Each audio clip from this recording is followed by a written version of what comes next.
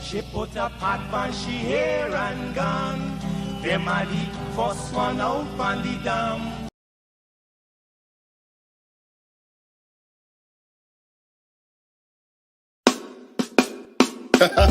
Hey, yo, RGF. I know you have experienced the goodness of God, man. And I just want you to help me with this one. Say, you're a good God, yes. You're a good God, yes. You're a good God, yes. You're a good God, yes. I can never be ungrateful when I've seen your goodness. You pay my debts and increase my assets. And it's more than what you did for me. Daddy, you are beyond worthy. I wanna come by the fearless matters. You bless me all times that I countless. And I pray that I'll always see everything you did for me. I lift My hands to you. I'm gonna lift My dance to you. You have been, So good to me. you have been So good to me. I'm gonna lift My hands to you. I'm gonna lift My dance to you. So good to me. You have been So good to me. grace without measure. Your love is forever. I don't wanna waste my time in searching. None like you never. You're marvelous in majesty. Your awesome authority. Like David, I will write your greatness so that every man can see. My dance to you. Hello, this is attorney Shellen Washington, owner and founder of the Washington Law Firm located at 455 Utica Avenue in Brooklyn, New York. We're specialized in medical malpractice, personal injuries, matrimonial law, and landlord and tenant. If you're in need of legal representation, please give us a call today. The number to call is 718-877-3100. Consultation is free at no cost to you. So call us today to see if we can be of any assistance to your legal needs. Again, the phone number to call us is 718-877-3100.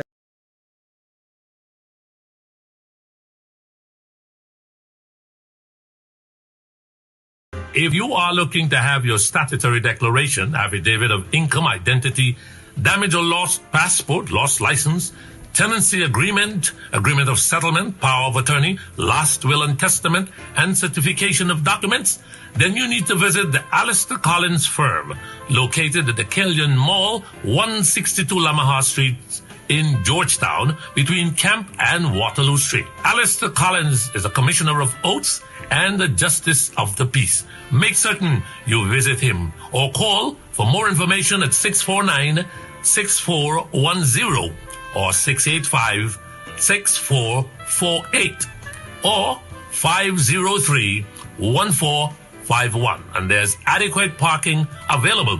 Go down to the Alistair Collins firm and have all of your legal issues settled and brought to the fore. Alistair Collins firm, Contact them at Alistair Collins Firm. What is the difference between the ordinary thief and a political thief?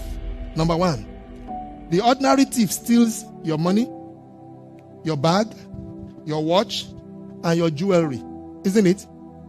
But the political thief steals your future, your career, your education, your health, and your business. Number two, the hilarious part is that the ordinary thief will choose whom to rob. But you are the one who choose the political thief to rob you. Because we choose them. We vote them. We blindly say we are not blind. Who is deceiving who? What a way to start talking about the political thieves, right? What a way to start tonight's program, to talk about the political thieves, the thuggery that's happening in Guyana, the robbery, barefaced robbery. It is happening. And Guyanese seem to be sleeping about this situation.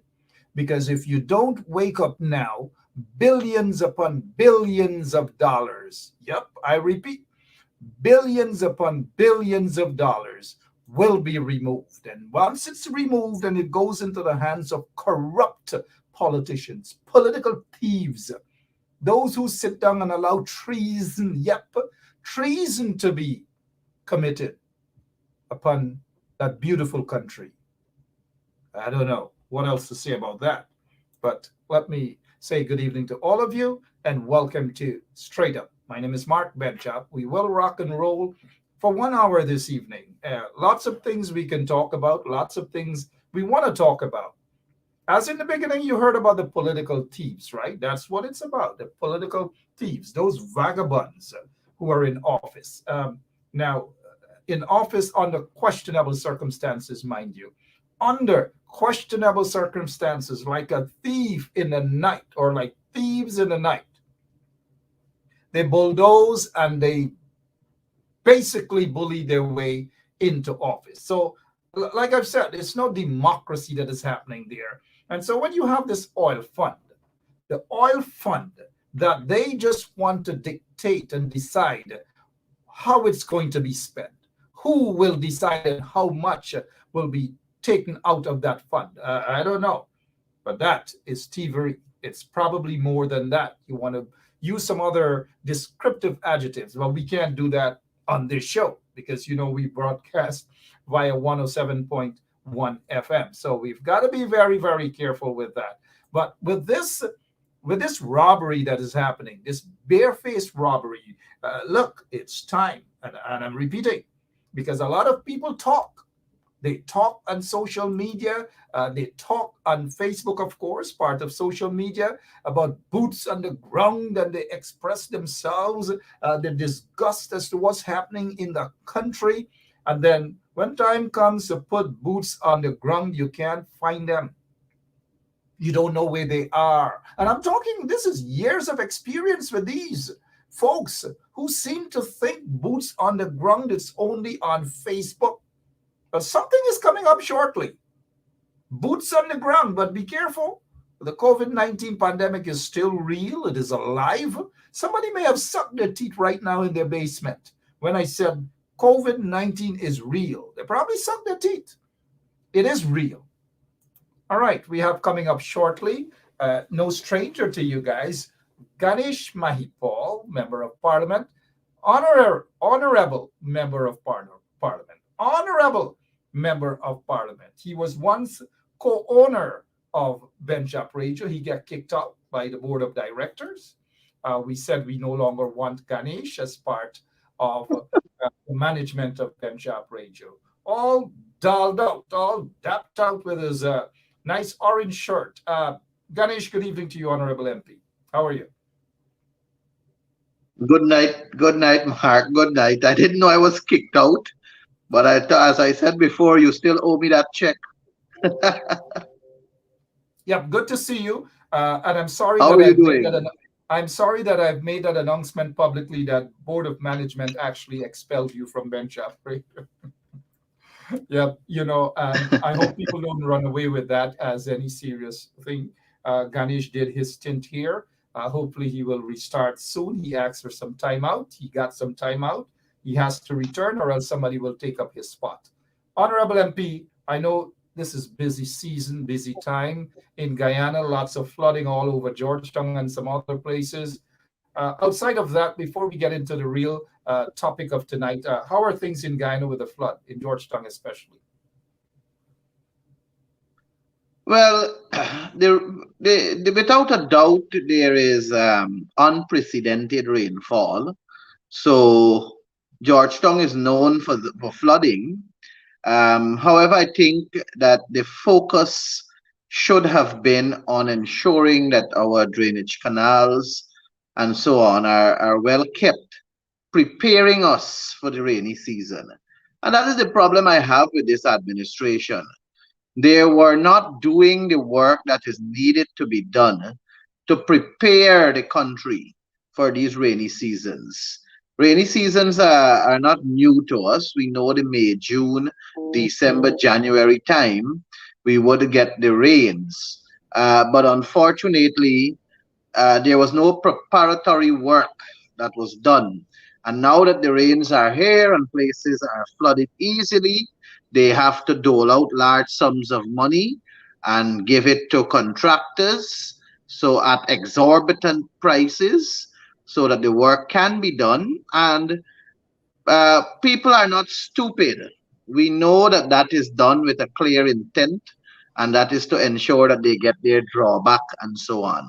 So it is unfortunate that the taxpayers are the ones who are feeling the brunt of it. And I say that with reference to when you talk about a salary increase that is proper for public servants, or when you talk about a reduction in the VAT, or when you talk about other ways and means of reducing expenses for the Guyanese people, that is being hampered when you have to spend wastefully in the country. And that is the bad financial management that we see from the People's Progressive Party. And they have a track record of playing the game that way. And it is not that they can't do better. They can do better. But these people are choosing to do it this way because it is a better avenue, so that they can fill their pockets, their friends' pockets, and basically all of their cronies and the likes, basically their pockets. And that's the sad situation of this country that I live in, that you so love, and that all of us who have our people in this beautiful country, this is the sad reality that we have to face. But I say to the people of this country that don't give up your hope. I always say stay focused and be reminded that this is a democracy where elections are the way and means of which we speak through the pen or through the ballot, and recognize who is it that we have in there, and recognize who is it that we miss dearly, and make that correct judgment, make that correct call, and at the next election, resoundingly sound your voices through the ballot and put the APNU AFC back in office, so that prudent financial management, transparency, and accountability can once again be the hallmark of this true democracy. And I think that is accurate because these people who are installed have to go. Elections have to be held. They have to go at the next elections, and not by just one seat or whatever. And I'm glad that you mentioned that, because there needs to be a continued effort to have the coalition approach in any form of governance, a coalition approach to remove these installed people from office. Lots of things, as you look around the country, you see the depression all over in Georgetown, in Borbice, the folks under quarantine, even Port Moran, Black Bush Polar, all those places. It is as though people in Kokwani don't exist. People in Ituni do not exist. People in do And what these political vagabonds are doing is basically they're concerned about getting their hands on the oil wealth, the little pittance that we get from the oil, so that they can give it to their friends and cronies and corrupt deals and contracts and all these different things. Mr. Mahi Paul, a sad state of affairs as it pertains to democracy. The installed regime feel that because they have a two-seat majority in parliament, that they can just roll over on the Guyanese people. They're preparing for this oil wealth fund because they want easy access to it. And so they are going to go take it to parliament because they have that majority. I am almost certain that Schuman will vote on the side of the installed regime. But what is your take on this latest development, with the installed regime wanting to steal the taxpayers' money, the oil funds? Well, let me say, first of all, in all fairness to Lennox Schuman, he has been reaching out to his rightful place, which is on the side of the opposition in the National Assembly, where he sits as dictated by the Guyana Elections Commission. He is a member of the opposition side, and I believe he has recognized that the People's Progressive Party are barbaric scamps. And to that end, he has signaled his intention to speak on the Natural Resource Fund Act of 2021, Natural Resource Fund Bill of 2021, which is coming up for debate on the 29th. Now, and he also signaled his intent to not support the bill in its current form because of the changes that the People's Progressive Party is suggesting to make to the act that currently exists. Now, for your viewers' benefit, Mark, allow me to inform them that a bill is a document that comes to Parliament and it goes through a process. And once it is passed by a vote of a majority, or wherever there is need for an absolute majority, when it is passed by that vote, it becomes an act after it is signed into law by the president. So the Natural Resource Fund bill that we have before us is a bill that is proposed by the People's Progressive Party. And this bill is proposed to replace the act that currently exists. The APNU-AFC in 2015, through President Granger, promised the Guyanese people a sovereign wealth fund, or what is termed a natural resource fund. It's the same thing. Sovereign wealth fund, natural resource fund, the same thing. And President Granger, in his 2015 address to the National Assembly, it was his inaugural address to the National Assembly, he promised that the law will come into being to manage the resources or the finances that we will gain from oil and gas before first oil. So in 2019 of January, the APNU-AFC passed in the National Assembly a law to manage the wealth, to manage the money that we will get from oil. The law was passed 1 year, almost 1 year before first oil. And in that law, there are certain stringent measures, and I have it in front of me here. Forgive me with all these sticker pads that I have here. It's really my notes that I made for the debate that is coming up.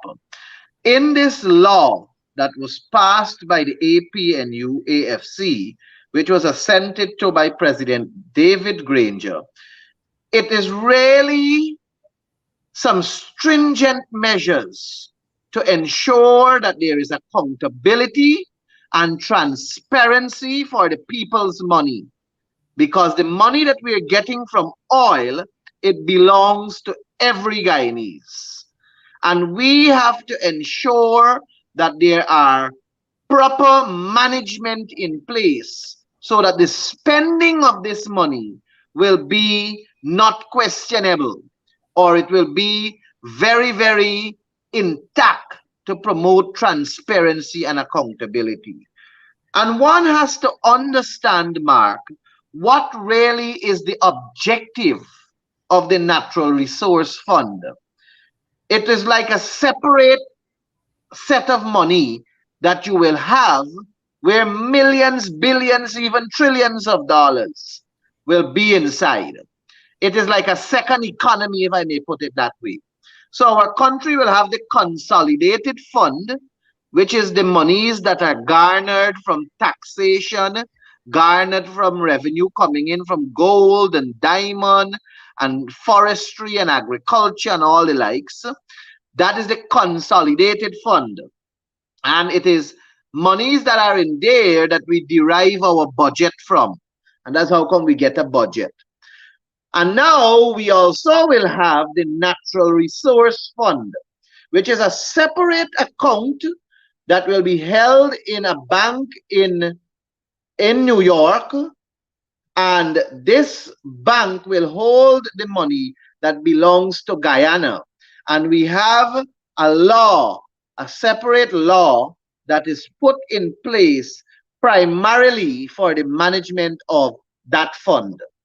Right now in that fund, there exists somewhere around 436 million US dollars. 436 million US dollars right now in that fund.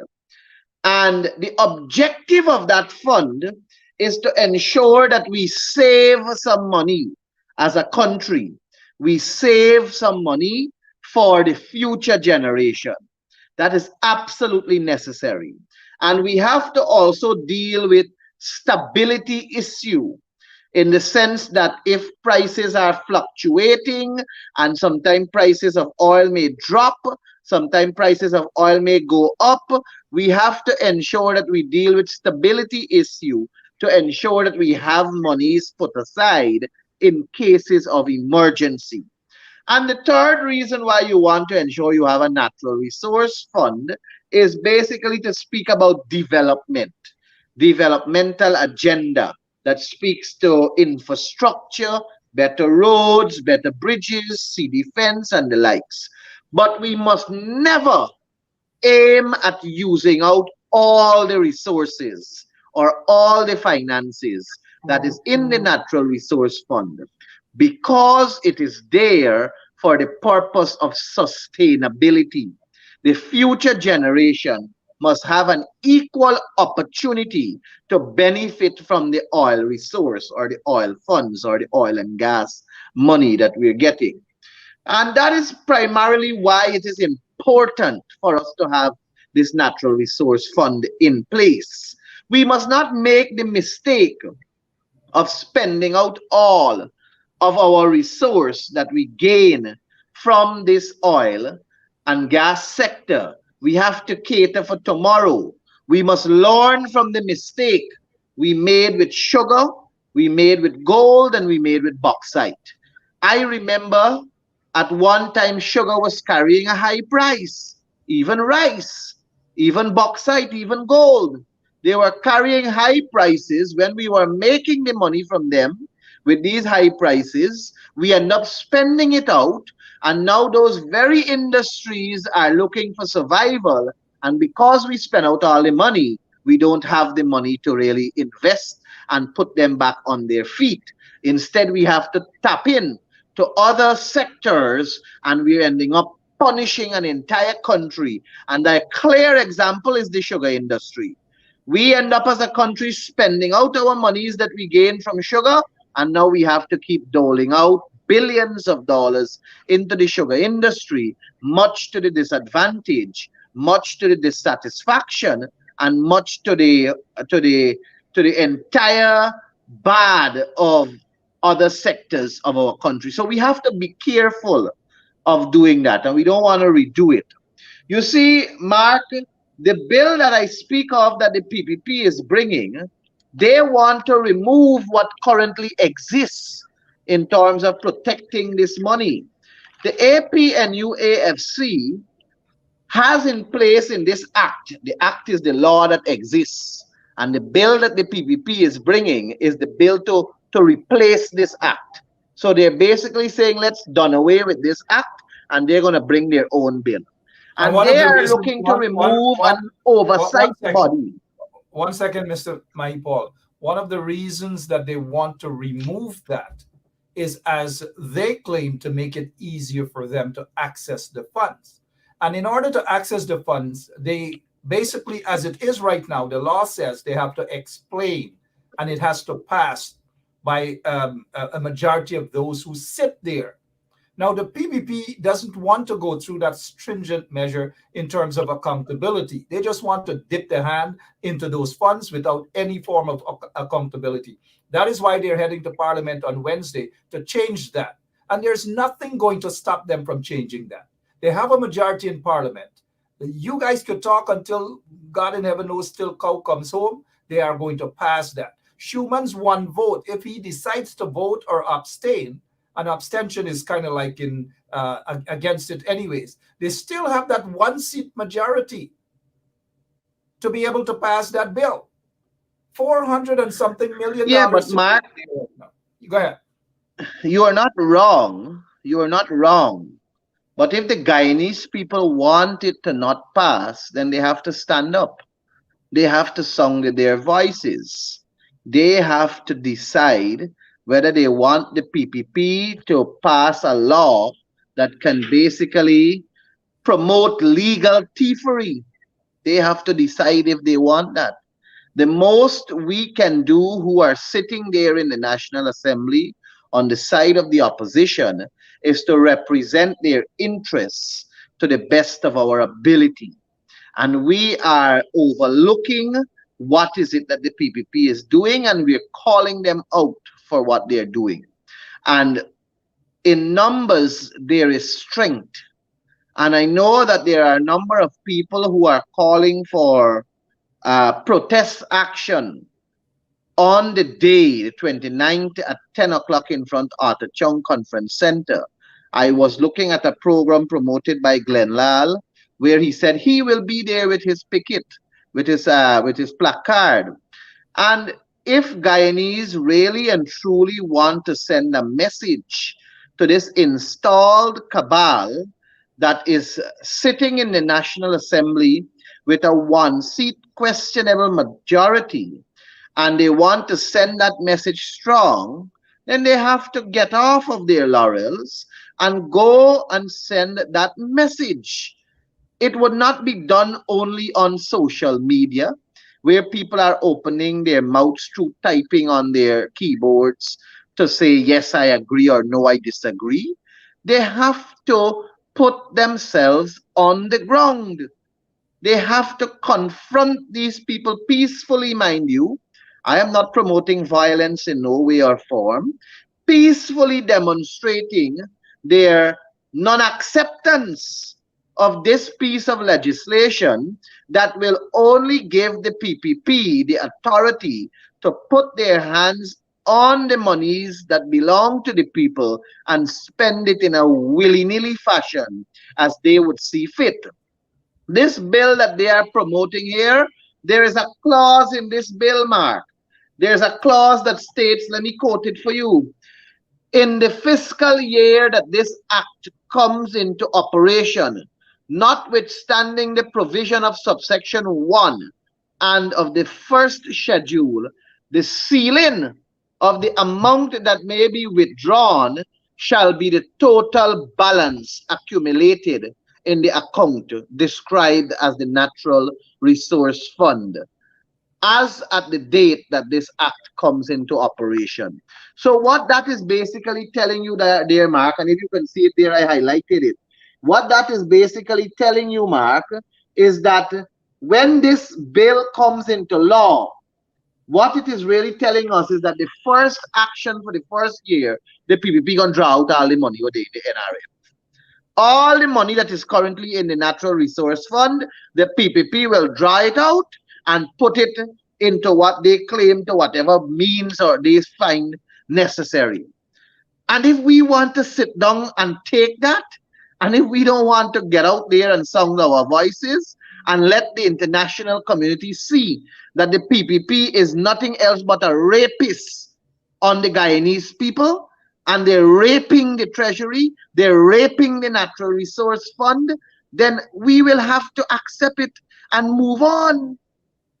But we are doing what we have to do as opposition members of parliament, and that is to notify the public of this wanton disregard for transparency and accountability, this wanton disregard for what is necessary for the Guyanese people.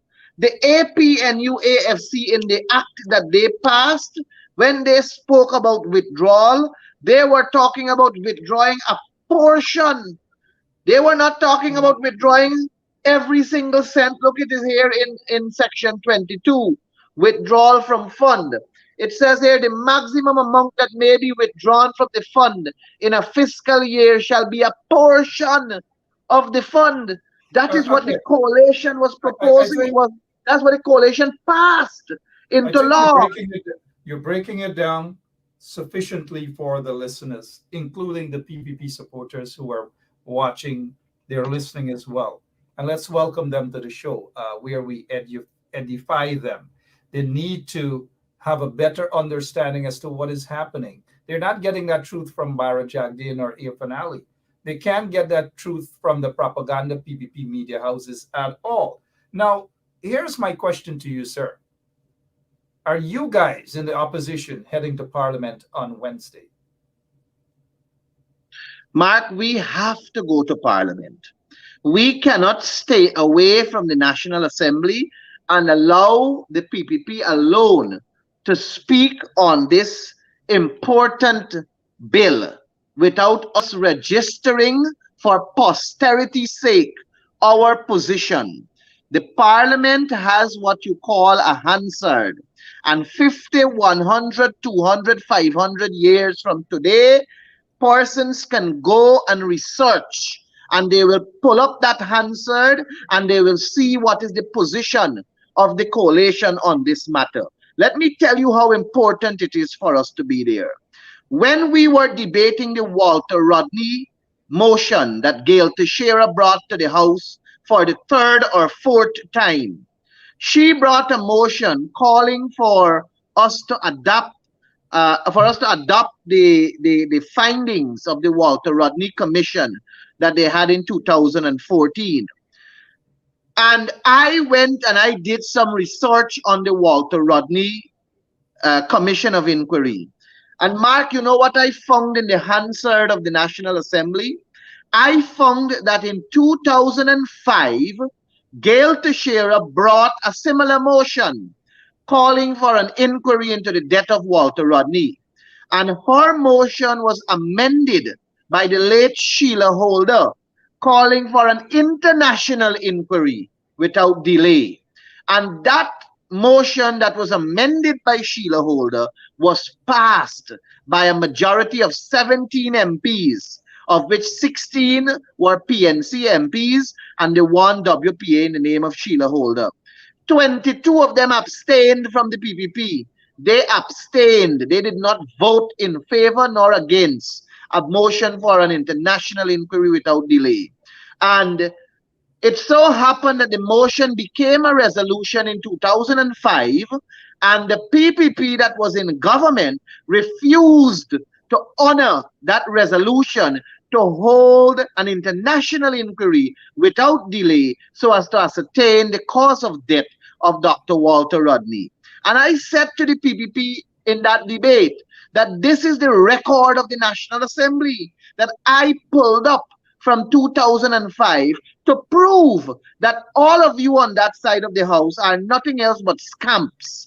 Because you know in 2005 a motion was passed for that, but y'all didn't hold it from 2005 till 2014. But they were playing distraction politics So they did it in 2014, which was a couple months before the 2015 elections, which was a couple of months after the prorogation of the National Assembly, where there was a one-seat majority in Parliament. So they were playing the politics. So I'm saying that, Mark, to tell you that if we stay away from the National Assembly, then there will not be information to save for posterity's sake and for the future generation 50 or 100 years from now to understand the context of argument that is necessary for us to put on the floor to fight this tooth and nail. Now, there must be a differentiation between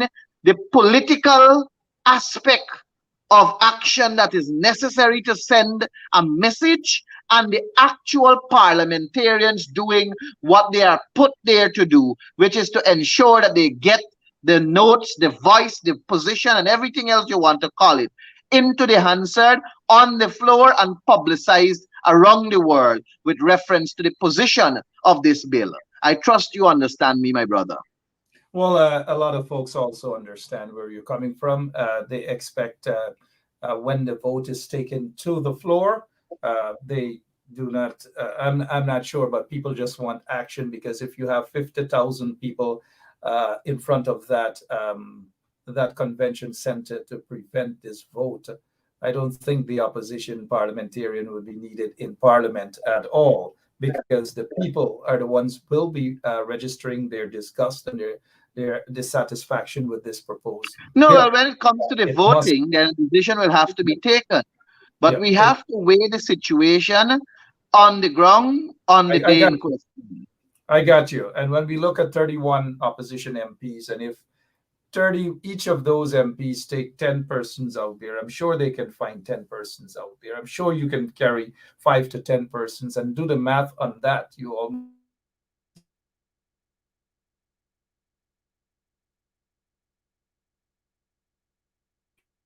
let us hope then that there's a large number of people who will register their complaints or their disgust as to what the PPPC is about to do. Let us also hope that this is not another occasion where, the opposition and others are saying that people should stand up for what is right. And then on the day in question, only about 30, 40 people do turn up.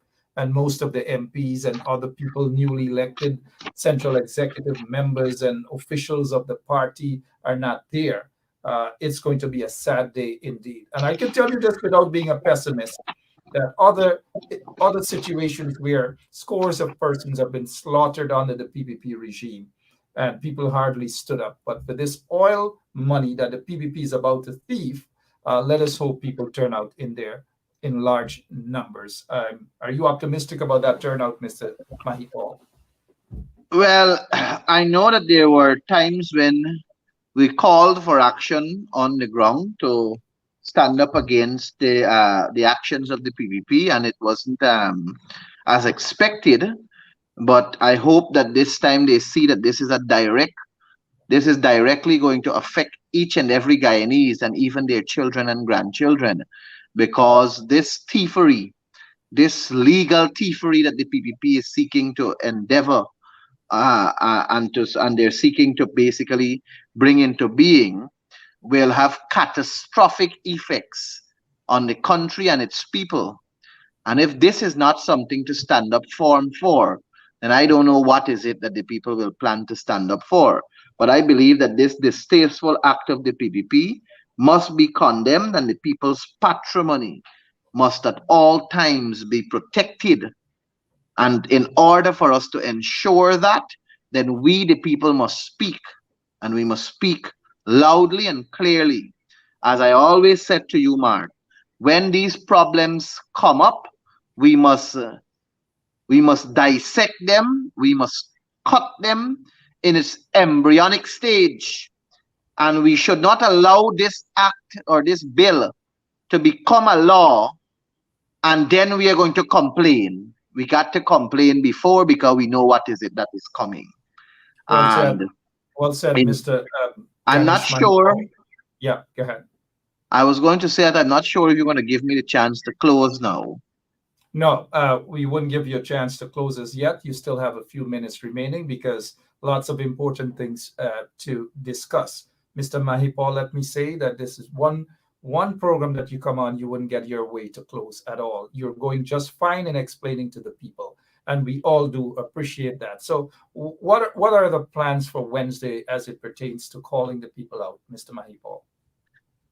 Mark, all I want to say on your program is that the people should recognize that they are needed to go out there.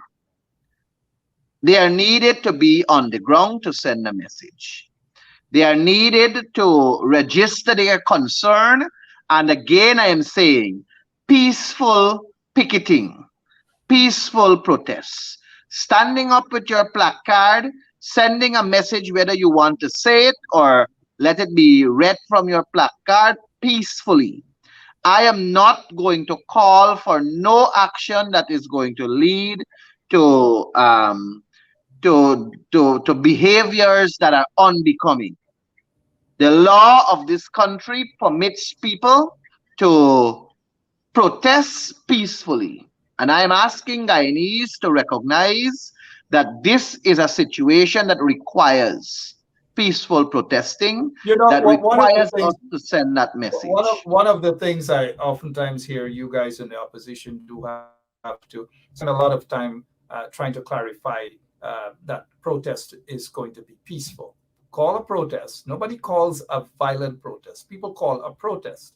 But it is sad that opposition elements have to keep justifying that it's going to be peaceful.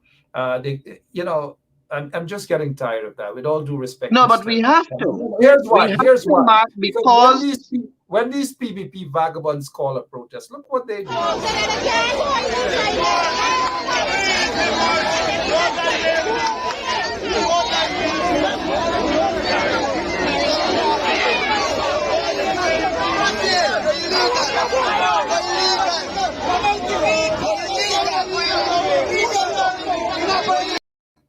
And there's nothing peaceful about that. They go out and they protest. They have no justification. But for Mark, that. we in the coalition, protest, let them go and behave. Just behave. Mark, we in the coalition, we are decent people, and we are not hooligans and thugs. And we believe that we need to send a message, and it must be well received. And we are not going to allow it, the message that is, to be distracted by actions that are unbecoming. We have serious business to deal with, and this Natural Resource Fund Bill of 2021 is serious business. I want to tell you, Mark, the PPP, well, I should say the APNU AFC, we have a committee of 22 members currently in place to manage this oil resource, 22 members. And the 22 members are persons representing civil society and community-based organization, a representative, a nominee that represents women, nominated by a consortium of civil society organization, a nominee to represent youth, a nominee from the Bar Association, a nominee from the Guyana Consumers Association, a nominee from the Guyana Extractive Industries Transparency Initiative, a nominee from the Transparency Institute of Guyana, a nominee from the Guyana Press Association, a nominee of the most representative association of trade unions, a nominee of the Institute of Chartered Accountants of Guyana, a nominee of the Private Sector Commission, one nominee from each of the 10 regional democratic councils, so that will give you 10 persons, and a nominee from academia, nominated by the Governing Council of the University of Guyana. So this is what, all that you see highlighted there, that is the law that the APNU AFC put in place to manage this fund.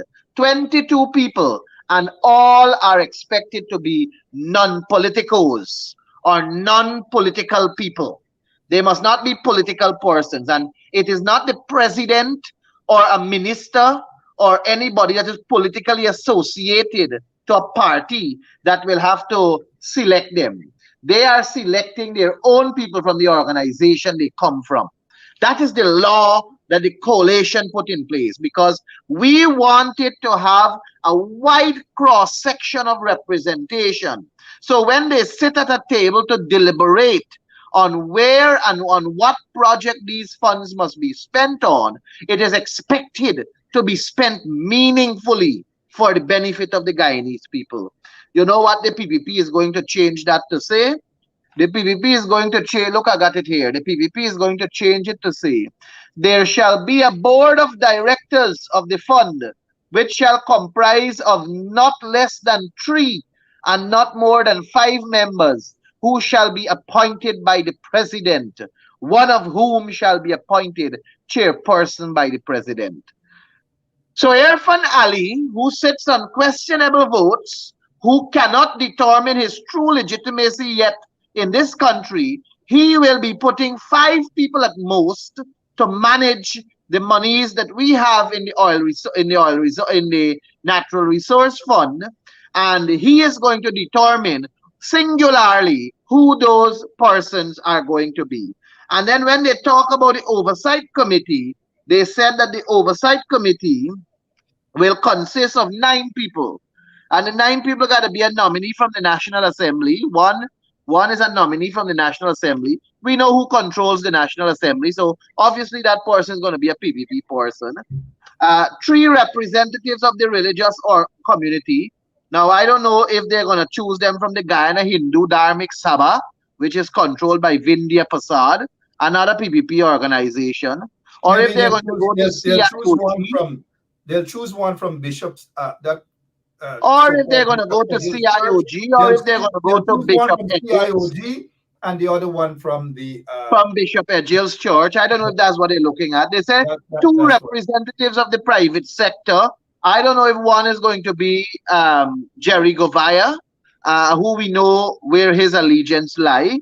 They said 2 representatives of organized labor and 1 representative of the profession.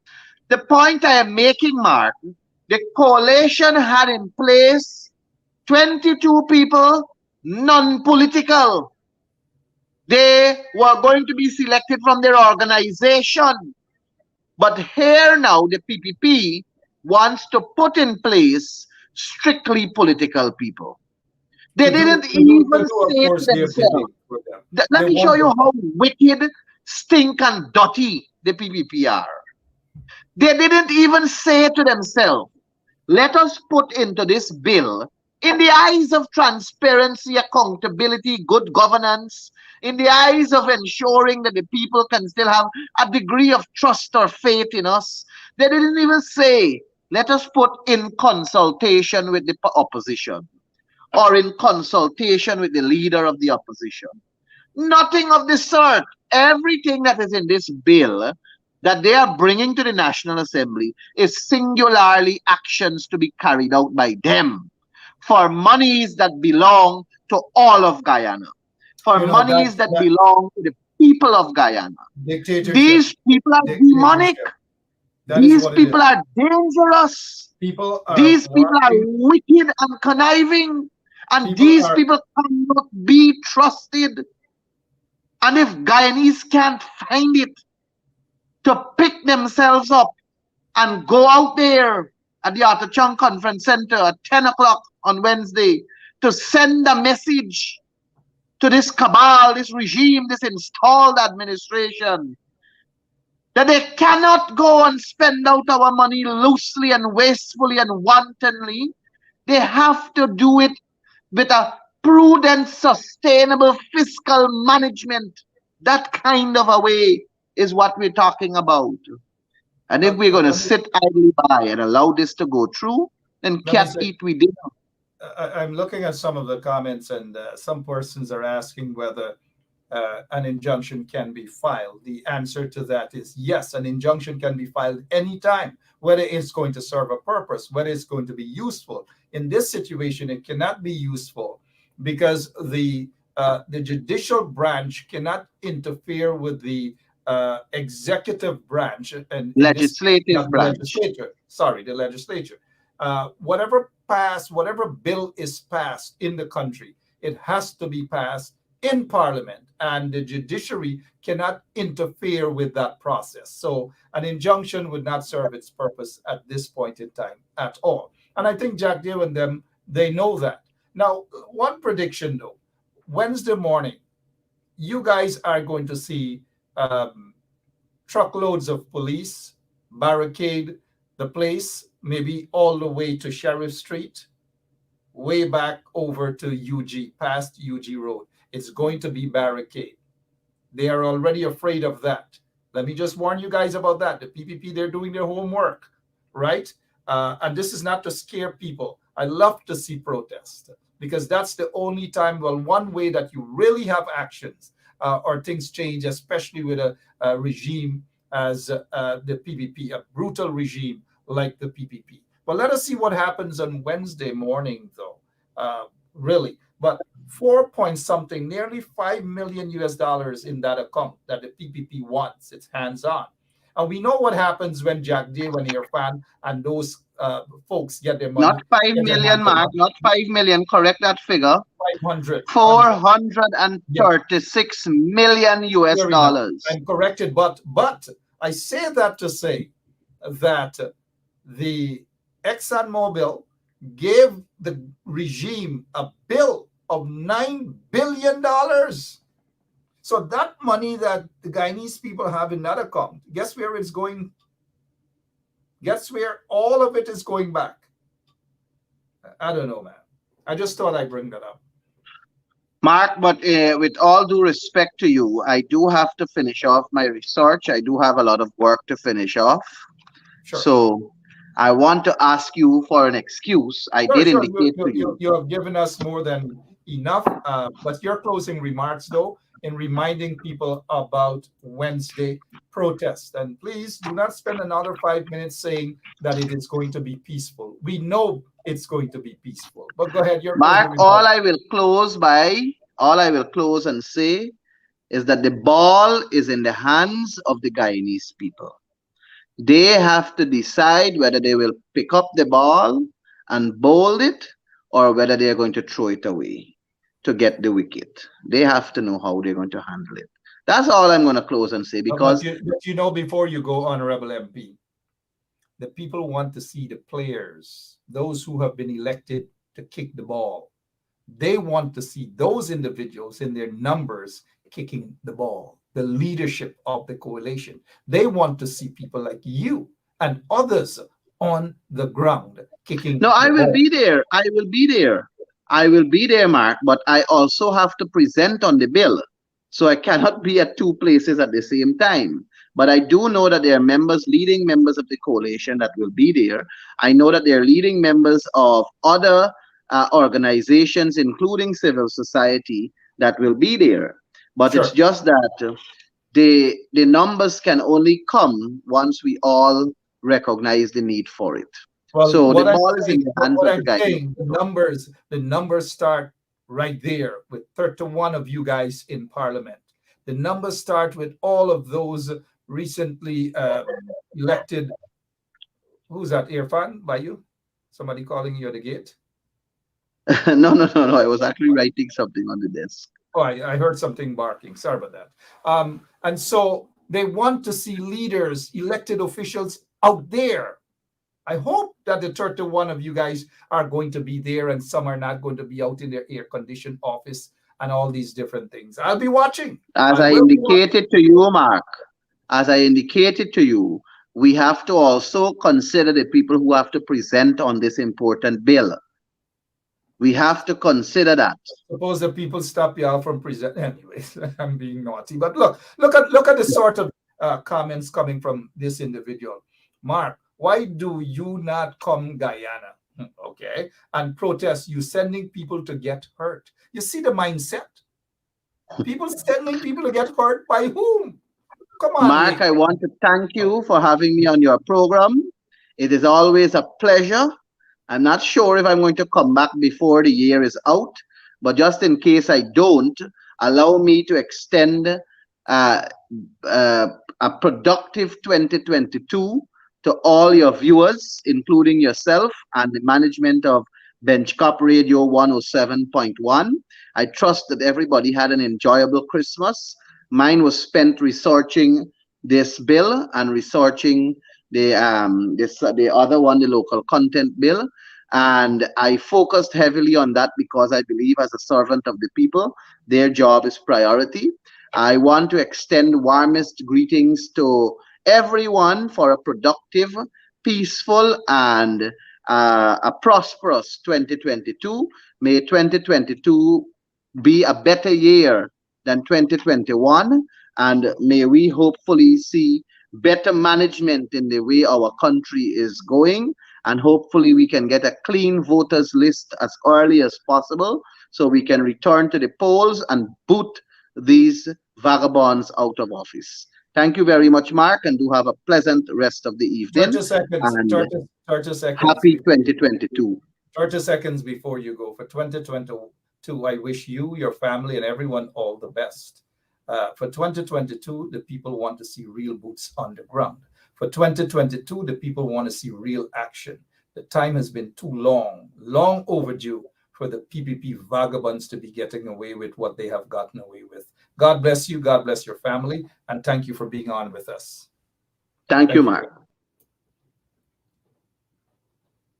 Welcome back to Straight Up. That was Ganesh Mahi Paul. Look, we have this guy,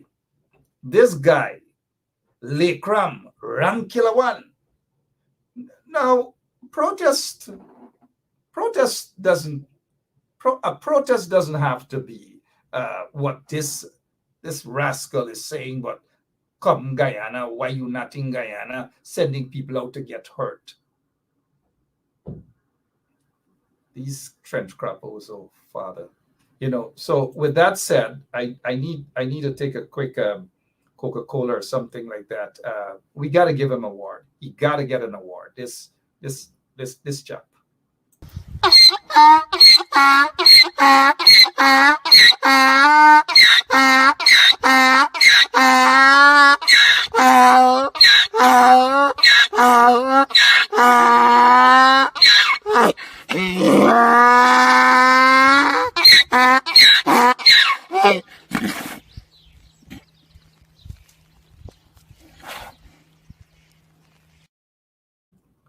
Honestly, I don't know where these guys come from. What hole they just pop out of? They just jump out of a hole. Oh, mind you.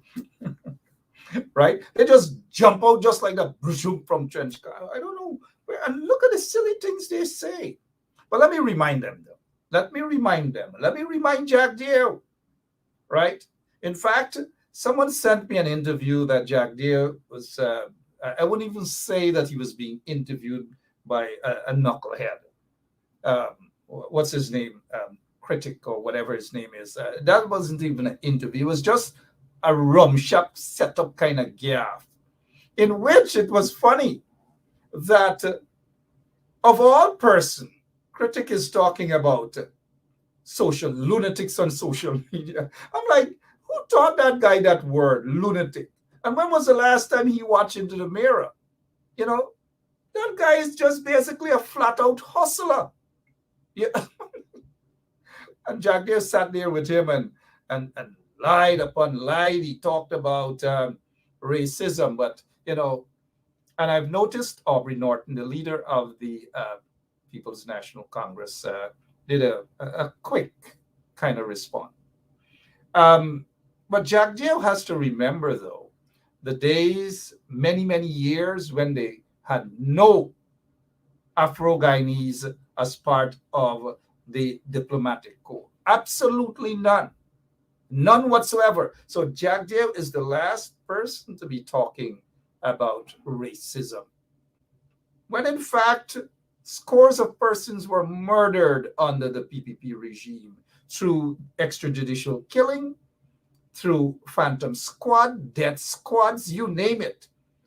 A minister, a serving minister of the then PPP government under Barrett Jack Deere. That minister's name, he's now deceased, dead. Name is Ronald Gadrach. His US visa was revoked. His Canadian visa revoked. His British visa revoked. Guess for what? For being part of a killing squad. And when you're part of a killing squad, when you head a killing squad, it is not to go to church on Dorban Street by Pastor Sean Sober's church or another pastor's church or wherever. They kill people. That is what it's about, you know? And so the ABC countries revoked Ronald Godredge's visas for that purpose. And you've had death squad people admitted that Ronald Godredge was actually the guy running a killing squad. And these are the people. This is the guy. Jack Deere, who wants to talk about decency. Jack Deere, who wants to talk about morality. Jack Deere, who wants to talk about democracy. Jack Deere, who wants to talk about decency. Jack Deere, who wants to talk about racial harmony. Jack Deere, who wants to talk about law and order. No, this cannot be real. This certainly cannot be real, because that is not the Jack Deere we all know. Mind you, take a look at this photograph. Look at these individuals who are part of this photograph, some of them. The big fat guy there in that acid wash looking kind of suit is Axel Williams' brother, who probably still is a serving member of the Guyana police force. The tall guy next to the fat guy in the acid wash suit, that reddish looking guy next to the guy, that the little piece old man there like, is Mark Kozerki. Mark Kozerki was part of a killing squad. He was charged for the murders of Shafiq Bacchus and Rafiq Bacchus, I believe. The two brothers who were slaughtered, they were murdered. But this guy Kozerki, who visited State House there, and Jack Deere loved them. Not because they're men, right? But he just loved them. And these guys had access. That's Mark Kozerki. These guys had access to Jack Deere, apparently, based on what we're seeing in that photograph. These guys had access to people at Freedom House, and that is how they operated back then. So Jack Deere is no angel. Jack Deere cannot sit in a rum shop setting with critic and want to talk about democracy. I notice the trench crappers are going to be out in their numbers tonight because the truth hurt. They can't say anything else other than cuss up and go on, but look the facts. Look what the facts are. Look, Jack Deere standing right there at State House with a guy who was part of a killing squad, and many of you who remember the Aubrey Wine Bar, right? The Aubrey Wine Bar, corner of Ben Street. The Aubrey Wine Bar was a wine bar where you go and you sit and you take a wine and you take your little drink and you listen to music. And when I say take a wine, I really do mean take a wine, because you can drink wine downstairs and you could elevate your wine through a side door and straight upstairs. So what they have done with Aubrey's Wine Bar is converted that into a killing bar, where persons, I was told, were tortured and possibly killed right there. So it became a torture bar, a torture house. And that's a fact. Now look, when like Madhouse scenery, sitting, being interviewed with a nutcase by the name of critic, a nutcase, right? And talking about democracy and the oil and funds for everybody. And one of the so-called part of the gaffe was that never before has any government doled out so much money to the citizens. Never before has any government stole so much money. and under pretense giving out crumbs to the citizens, because the bulk of the monies are not going to the citizens, but they're going into the hands of thieves and cronies of the PPPC. Let us talk about the pink slip. That is part of the COVID cash grant. Do you know thousands of people are still waiting for their pink slips to be honored? The regime is not concerned about that. Jack Deere is not concerned about that. Irfan is not concerned about that. Every minute is money, money, whether it's COVID cash grant, whether it's flood cash grant, whether it's whatever cash grant. It is part of the scheme to thieve monies from the taxpayers of that country. That is what it is about. So Jack Deere cannot sit and talk, as I have said earlier, about decency, about democracy, and all these things. His record is horrible in all of those areas. And I'm surprised. I'm surprised that he has taken favor with, well, maybe not surprised, Freddie Kissoon, right? And this is a guy who suffered under the PPP, under Jack Deere's regime, when all manner of things happened to him. Freddie Kissoon, mind you, it happened to a lot of other people too. But I'm just singling out Freddie Kissoon. Suddenly, Jack Deere lost Freddie Kissoon. Freddie dragged him to court for being a racist. Oh yeah, Freddie Kissoon dragged. After Freddie got all of the evidence, not on his own, something that Freddie researched. He took information from Agda, from Lincoln Lewis, from others and so forth, and he created a little booklet and presented that. And Jack Deere sued Freddie Kissoon, sued him. There was a settlement. The matter was done, finished with. Nobody wants to talk what sort of settlement came out of that. Freddie doesn't want to talk about it. Jack Deere doesn't want to talk about it. But I'm almost certain none of the people who will be having that rum shop setting kind of gaffe with Jack Deere would ever ask Jack Deere about that. And the point that I'm making is Jack Deere has absolutely no moral authority to pronounce on any of those issues, none whatsoever. And now I know a lot of people their blood vessels are going to burst tonight. The PPP trenches, it is going to burst tonight because they don't like to hear the truth at all. They can cuss how much they want to cuss. The evidence is quite clear. Look at this here again. Jack Deere at State House, Phantom Squad gang members and all these Death Squad members and so forth. And now, this is not to say I only know 3 of these or 2 of these individuals. One of them, the one in that whitish looking shirt that squeezed Jack Deere on his neck there, the other guy in that kind of like Superman kind of shirt that you probably get a free one at a gas station, has his hand around Jack Deere's waist, tickling Jack Deere. Now, Jack Deere loves these sort of settings, right? But let us go back to that guy in the whitish shirt that Jack Deere was with at State House. Look at him again. A deadly guy. Deadly. You know that gun that he has in his hand? Look at those other small guns, revolvers and so forth and so on. Look at that. AK-47? Is that what it is? I'm sure that magazine, when these guys empty the magazine, they don't empty it on birds. You know what I mean?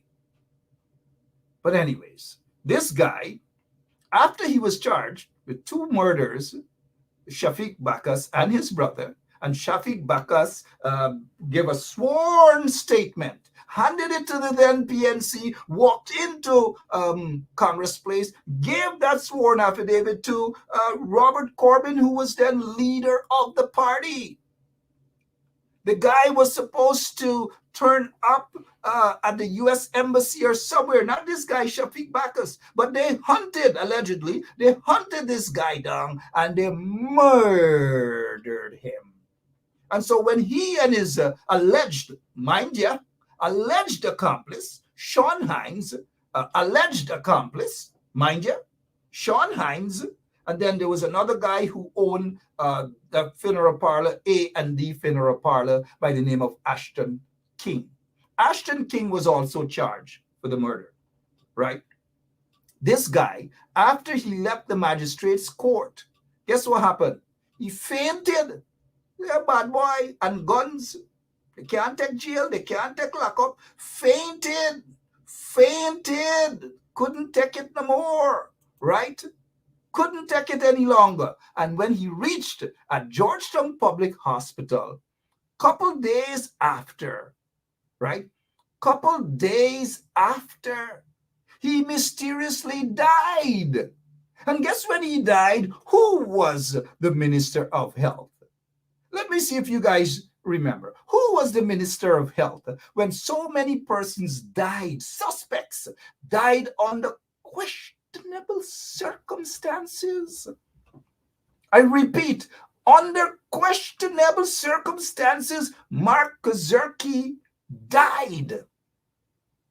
Leslie Ramsamy, the Minister of Health then, who now teaches some class at Harvard University, right? Who now teaches some class at Harvard University, right? Where he probably led the way to invite Irfan Ali to give some sort of speech the other day, right? Leslie Ramsamy, who is also now the one of the advisors to the Minister of Health. I don't know. Hey, Jack Dale. Jack Dale has got to stop this nonsense. He's got to stop it. People remember you, Jack Dale. At least I do. Almost all Guyanese, maybe not the younger ones. And so when you masquerade yourself on a rum shop setting to be interviewed by a lunatic, a real lunatic who probably of some big house next to the Kanji Bridge, right? I don't know, but not this time, Jack Dale. Not this time at all. These are the people, even under Jack Dale, who remained quiet. Look at this. When they were after Claudette Singh. Claudette Singh, they were after. Claudette Singh knew that certain folks within the PPP wanted to kill her. Certain people who are connected to the PPP wanted her dead, wanted to kill her. I don't know. When am I going to write a book so I could tell you guys a particular story? And I'm saying this to you guys. Claudette Singh knew that they wanted to kill her. She also knew that, what time is it now? It's 13 minutes after 10 o'clock in beautiful, beautiful Guyana. Let me relax on this for now. Let's go to this here. This guy, Jack Dale, still under the PPP regime, under this coalition regime, cannot answer, cannot say anything at all about this here.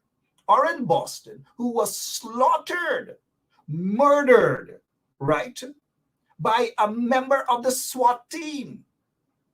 They have admitted, the police force has admitted that this guy was actually murdered by a member of the SWAT team. What has happened so far? Nothing. They're trying to cover this thing up so that the relatives of this guy, Orrin Boston, cannot have justice. And here's where I have a serious issue with the opposition. They sing and they dance for one morning. The next morning they come out, they sing and they dance. And the third day they come out, they whine, they sing and they dance, and they disappear. And they disappear. Maybe they were busy with their Congress. But I haven't heard a word back about a serious call for justice for this family and for the SWAT member, the murderers of the SWAT team, to be brought to justice and charged for the murder of Orrin Boston. The senior members of the Guyana police force are quiet. They are silent on this particular matter. Now, they might say that the place was burned down, the Office of Professional Responsibility, OPR, was burned down, or whatever. Not a word. And then they're going to say that they're still trying to get files, they're still trying to go back and talk to witnesses, and all these things. That is what they are going to say. You've got to be able, and I'm talking directly to these folks in the opposition, have been elected, selected, and some of them are now in the central executive and so forth. They need to sit down and do their homework properly when it comes to proper political representation of their support base. They need to do that. It is not just you come and you talk for one morning and then you disappear. As we have been talking for a long time via this program about MPs. MPs need to be proactive. They need to be on the ground, boots on the ground. And I'm not saying boots on the ground to go out and protest and these sort of things. Boots on the ground meaning that keep the PPP on their goddamn toes. That is what needs to be done. And sometimes when I don't see it happening, you know what I say? I say maybe it's time to just sit down, drink some Marby, and just watch them. Those who feel they know it all, just watch them. That is why Jack Jay could get away with the things that he's getting away with. He feels so pompous that he can speak, and he even gave that lunatic critic that sort of, feeling that critic is so important. It's so important. You interview vice president. Give me a damn break. Is that what Guyana turned to now? Is that what Guyana turned to? I don't know, but justice for this guy. Or in Boston, justice for this guy and other family members who are awaiting justice. I don't know.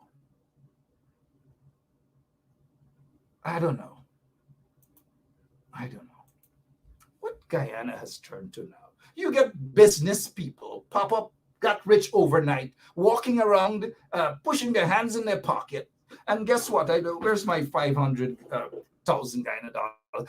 Dishing money to people, $2,000. Hey, come, auntie, collect this 2,000. And guess what? Instead of the police, members of the police force who are there to protect and serve, to go out and do their goddamn job, they're protecting businessmen who handing out $2,000, $1,000, $3,000 to people. A van load of police, heavily armed police, guarding a businessman. A businessman. What the heck this country has turned to? Suppose now I want to give out $100 Guyana dollars, that is. That's me, right? I'm not fortunate like some of them who suddenly got rich. And they could distribute money just like that, right? The police not going to come and guard me, 2-3 heavily armed policemen guard me as I give out $100 or whatever. And that is what Guyana has turned to now. Are you serious? Can somebody give me a piece of towel? Let me just wipe my tears? Huh? Y'all are not praying, or well, sometimes prayers and no work is just like, I don't know. You get this guy sitting in prison in Russia. Not a word from the regime, not a word from the opposition, not a single word from anybody. Sean Pike, you will be freed, man. Sean Pike goes to court later part of January. Nobody cares. He's a citizen of Guyana as well. Lives in Russia. Has 2 beautiful young kids. He's in jail in Moscow. A filthy jail cell. Why? Not because of 19 fraud charges. Not because of that. He is in jail because he is a Jehovah's Witness. That is all. And not a word from the regime.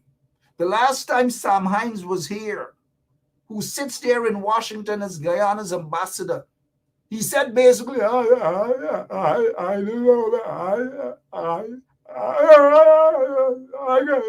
and that's the end of it. You have the foreign minister, Mr. Hugh Todd.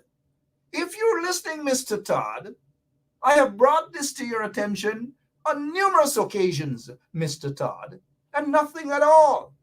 Absolutely nothing. And then when you even call out those in the opposition get vexed.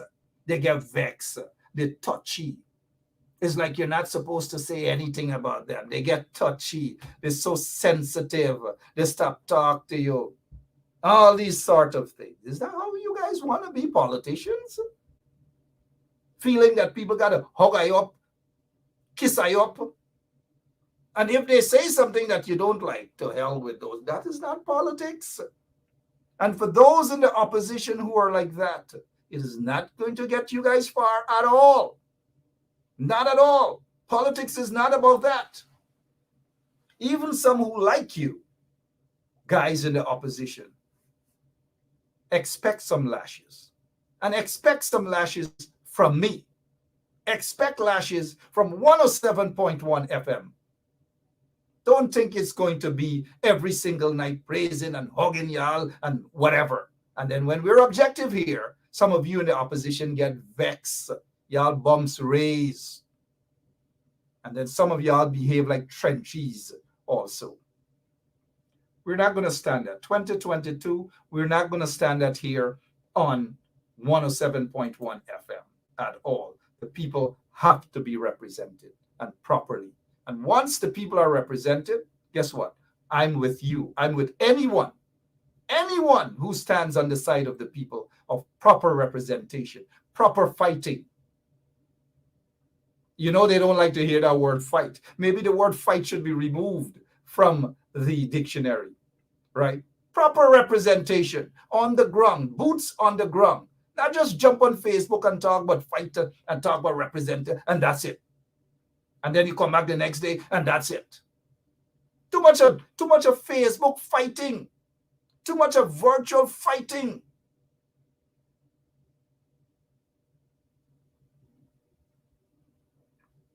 Let's see what's going to happen on Wednesday. Let's see what is going to happen on Wednesday. We want, and somebody mentioned, thank you so much, Simone Jessamy, Donna McKinnon. Donna McKinnon, forget about whatever settlement the family got. Donna McKinnon was a vendor. In 2001, Donna McKinnon left her stall, was part of a protest. As they reached in front of Freedom House, someone murdered her with a sniper, shot her, and killed her right there in front of Freedom House. Jack Day was president then. Right there in front of Freedom House, she was murdered. No justice. But you know what the people did? They reached out to the family quickly in order to hush them up. Because we, just a couple of us, myself and Ronald Waddle, we were out there protesting, pushing for justice. But what the PPP did, they went behind our backs and they negotiated with the family for some hush-hush settlement. Hush-hush settlement. After that woman, Donna McKinnon, a hard-working vendor, was murdered in front of Freedom House. No justice to this day. Absolutely no justice to this day. But yet Jack Day, of all person, wants to talk about democracy. Jack Day, of all person, wants to talk about decency. Jack Day, of all person, wants to talk about racial harmony. Jack Day, of all person, under his stewardship, jobs were not created. Estates were closed. The sugar estates were closed. Sugar workers were beaten. Sugar workers were tear gassed. Sugar workers were shot at with pellet bullets. Sugar workers were locked up. Sugar workers were treated worse than dogs under Jack Day's stewardship, under the PPP regime. People were tortured. A little boy, 14 or 15-year-old, allegedly stuck his middle finger out at the passing motorcade of Jack Deere. Jack Deere saw that middle finger. Don't know what excited it for the middle finger, but guess what? The police at Sparendam police station were instructed to lock that 15 or 16-year-old boy, lock him up, and charged him. You know what? He spent almost 2 months at the Camp Street prisons. Almost 2 months. Never gotten into any trouble. Nothing at all. Because the motorcade was basically driving at a fast rate, apparently almost struck the little boy down, and rightly so, he gave them his middle finger. Rightly so. Jack Deere was offended. Ordered that the guy get locked up. Went in front of the magistrate. The magistrate remanded that 16-year-old boy to prison for over a month. Until we stepped in. A few of us stepped in. The guy was subsequently released. Jack Deere has no decency. He has no moral authority to pronounce on these issues. None of those issues of which he spoke about. He said that 10,000 persons were fired under the coalition. Sugar workers were fired. But what he's not saying, that the bulk of those persons were jobless under the PPP regime. Skeldon Estate, a waste of taxpayers' money. Over $200 million wasted because of Jack Deere. Sugar estates were shut down because of Jack Deere. All these manner of things because of Jack Deere. When they were installed into office as of 2020, August 2nd, thousands of public servants lost their jobs because of Jack Deere and the PPP. These folks have no moral authority to pronounce on these issues. Wednesday. I have nothing else to say about Wednesday. Nothing else. Absolutely nothing else to say about Wednesday. Other than we will carry it live right here on 107.1 FM. Hoping that it will be something worthy to carry. But you know what? And Lemon, who's probably knocked out in his basement right now because he didn't turn up to work today. You know what? Even if it's one person who turns out there on Wednesday, we will still carry that protest. Because those of you who read the Bible says one man who stands up against injustice is a majority. I'll be watching though. Desmond Tutu, Archbishop Desmond Tutu, a man who stood up and fought against apartheid in South Africa, fought against injustices throughout South Africa and around the world, is no more. He has died at the age of 90. Guyana needs a man like Archbishop, a religious man like Archbishop Desmond Tutu. Not fake bishops, a real bishop, a real archbishop. Thanks for your services to humanity, Desmond Tutu, and to all of our listeners.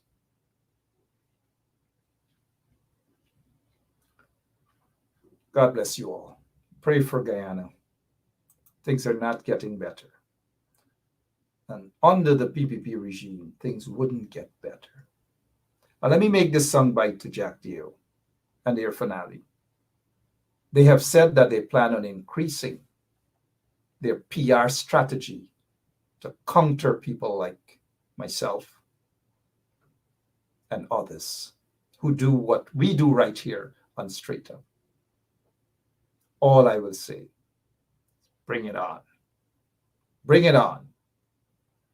And the 25% energy that you see that I've been using I will up that energy to 50%. So bring it on. I'll be back tomorrow. Same place, same time. But before I go, this guy goes to court tomorrow.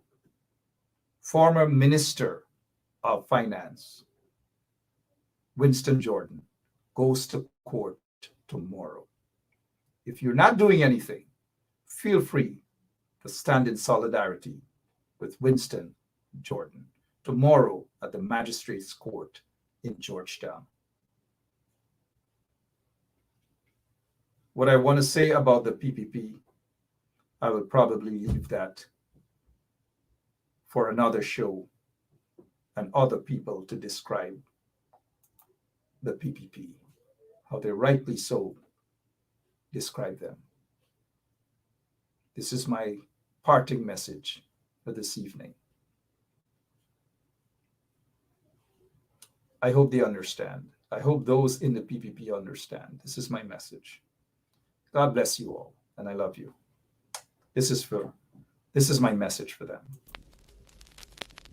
This ain't a long time, this ain't a long time, this not a before time. This ain't a long time, this ain't a long time, this not a before time. This ain't a long time, this ain't a long time, this not a before time. Long time got them lang logi, now you got them bongolo. Long time got them lang logi, now you got them bongolo. This ain't a long time, this ain't a long time, this not a before time. This ain't a long time, this ain't a long time, this not a before time. Long time got them dirty down, now you got them concrete road. Long time got them dirty down, now you got them concrete road. Long time got them dirty down, now you got them concrete road. Long time got them dirty down, now you got them concrete road. This ain't a long time, this ain't a long time, this not a before time. This ain't a long time, this ain't a long time, this not a before time. Long time got them jug lamp, now you got them electric light. Long time got them jug lamp, now you got them electric light. This ain't a long time, this ain't a long time, this not a before time. This ain't a long time, this ain't a long time, this not a before time. Long time got them broad bottom, now you got them tight straight. Long time got them broad bottom, now you got them tight straight. Long time got them broad bottom, now you got them tight straight. Long time got them broad bottom, now you got them tight straight. This ain't a long time, this ain't a long time, this not a before time. This ain't a long time, this ain't a long time, this not a before time. Long time got them broad churia, now you got them bamboo jai. Long time got them broad churia, now you got them bamboo jai. Long time got them broad churia, now you got them bamboo jai. Long time got them broad churia, now you got them bamboo jai. This ain't a long time, this ain't a long time, this not a before time. This ain't a long time, this ain't a long time, this not a before time. Long time full lambo it water, now you got them overhead. What is the difference between the ordinary thief and a political thief? Number one, the ordinary thief steals your money, your bag, your watch, and your jewelry, isn't it? But the political thief steals your future, your career, your education, your health, and your business. Number two, the hilarious part is that the ordinary thief will choose whom to rob. But you are the one who choose the political thief to rob you. Because we choose them. We vote them. We blindly say we are not blind. Who is deceiving who? The ridiculous part of the whole issue is that we will fight to defend and protect our belongings from the ordinary thief. Is it not? But we fight each other to defend and protect the political thief. Is that not what we do? Thugs will be fighting themselves to protect those that are stealing our career, stealing our joy, stealing our health, stealing our success. What a shame.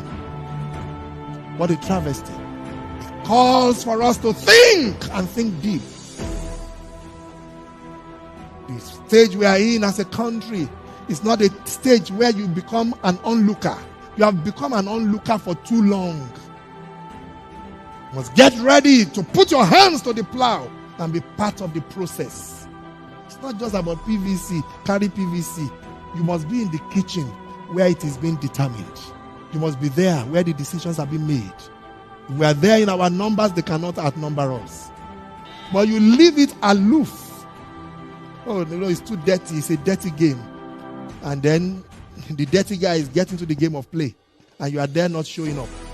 And when they begin to make the decisions, you will know whether it's a dirty game or not. The result is always dirty on yours. Dirty on your health. Dirty on your business. Dirty on your success and your career. I hope that is stirring up something in you.